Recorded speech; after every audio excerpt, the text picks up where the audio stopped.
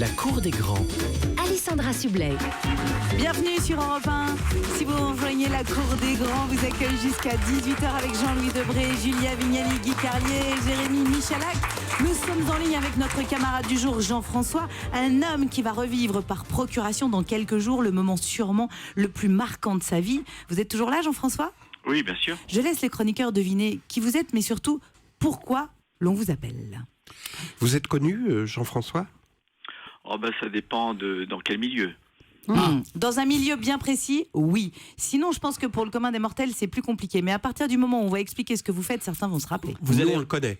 On connaît on connaît ce moment qu'il a vécu et qu'il va revivre. C'est un moment heureux, bien sûr.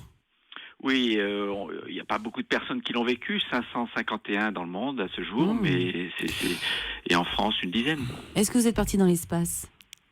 Oui. Bonne réponse, Julia Vignali. Jean-François Clairvoy est spationaute français. Il a passé 28 jours dans l'espace. C'était en 94 dans la navette Atlantis. Vous aviez alors 36 ans. Et dans quelques jours, Jean-François, vous partez pour le cosmodrome de Baïkonour au Kazakhstan, où vous allez rejoindre Thomas Pesquet qui va décoller, lui, pour 6 mois dans l'espace. C'est quoi le cosmodrome ? C'est comme le sexodrome, c'est ça ? Jean-François, expliquez à Julia Vignali, c'est quoi le cosmodrome ? C'est pas les mêmes lunes, quoi.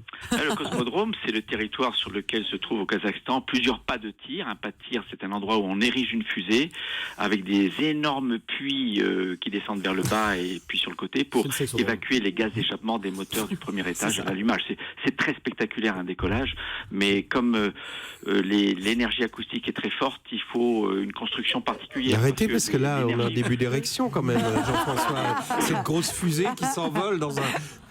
Et alors, Jean-François, on a envie que vous nous fassiez vivre ce qui va se passer dans les prochains jours et les prochains mois. Thomas Pesquet est déjà sur place. Il est à l'isolement. Expliquez-nous ce que c'est l'isolement. Oui, la quarantaine qui précède le décollage a 3 objectifs. C'est principalement déjà écarter l'équipage de toute source potentielle de bactéries et de virus. C'est aussi le moment où on est un peu détaché du bureau et des sollicitations quotidiennes, donc on peut se reposer.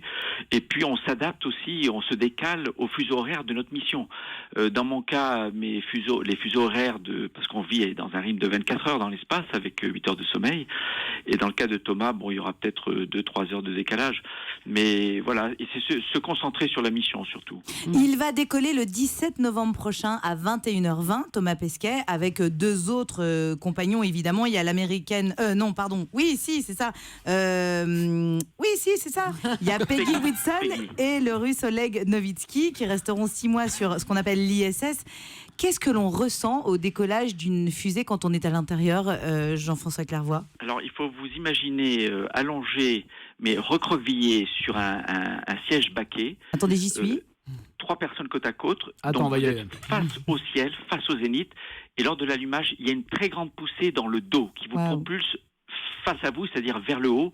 Et vous accélérez de façon à atteindre la vitesse de 28 000 km/h au bout de 9 minutes quand on éteint les moteurs pour toujours et qu'on est en orbite pour toujours. Et qu'est-ce qu'on ressent ? Est-ce qu'on a le temps de comprendre ce qui se passe, même si on s'est beaucoup entraîné ? Qu'est-ce que vous avez ressenti à ce moment-là, dans votre tête, à vous, Jean-François ? Dans la tête, c'est... Au moment où les moteurs s'allument, personne ne va me le retirer, celui-là, je suis parti pour l'espace, c'est parti, c'est bon, je vais vivre pour de vrai cette chose qui était virtuelle jusqu'à présent. Est-ce qu'on a peur à ce moment-là ? Alors pas vraiment peur, on est tendu, concentré, mais ça fait plusieurs mois qu'on s'entraîne, donc au moment où ça arrive, c'est normal dans notre vie, mais comme on sait que c'est réel, il y a une certaine jouissance intérieure et un plaisir de le vivre en vrai, alors qu'on l'a fait qu'en simulateur et dans sa tête jusqu'à présent. Ah, c'est dingue, mais j'adore. est-ce que le simulateur, c'est très différent de la réalité ? En fait, à part l'accélération, c'est très proche parce que le cockpit est exactement le même. Les instructeurs peuvent simuler tous les cas de panne et c'est tellement plus dur à l'entraînement que le jour réel, ça paraît plus facile et assez routinier finalement. Si vous pouviez éviter d'employer les mots simulé, orbite, Uranus, enfin vous voyez. Et surtout panne. Et Guy Carlier qui se représente d'autres choses. Jean-François Clairvoy, juste une question. Vous allez donc assister à ce décollage, mais cette fois-ci vous ne serez pas dans la fusée, c'est Thomas Pesquet. Qu'est-ce que vous allez ressentir à votre avis ? Un pincement au cœur ? Évidemment, quand un Français part, c'est assez rare et c'est pas tous les jours que ça arrive. Ah oui, exactement. Bon, j'ai déjà assisté à des fusées comme Ariane 5 inhabitées, c'est déjà très émouvant. J'ai assisté à 8 décollages de navettes avec des amis à l'intérieur.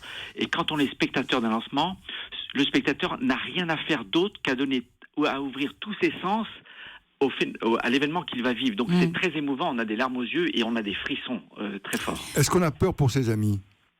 Oui, on a un peu peur pour ses amis parce que on est un peu détaché, on n'est pas dedans. Alors quand on est dedans, on est concentré, on fait notre job, comme on dit. Mais c'est vrai que spectateur passif qui fait juste que recevoir toute cette acoustique, cette énergie, ces vibrations et le son, c'est énorme. Cette énergie mise en œuvre, on se rend compte que c'est une débauche d'énergie incroyable. On aura une pensée pour vous, évidemment, Jean-François Clairvoy. Et puis pour Thomas Pesquet, qui part donc le 17 novembre prochain à 21h20. Direction quoi, Jean-François Clairvoy ? Eh bien, pour la première fois dans sa vie, comme moi dans mes lancements, la destination n'est pas un point physique, puisque la fusée, elle vise un point virtuel dans l'espace qu'il faut atteindre avec une certaine vitesse dans une certaine direction. Et 2 jours plus tard, il s'accostera à la Station spatiale internationale pour réaliser des tas d'expériences de recherche pendant 6 mois. Expérience inédite, donc, que l'on suivra en direct ici. Merci beaucoup, Jean-François Clairvoy, d'avoir été avec nous. Et à très très vite dans la Cour des Grands. Merci à vous.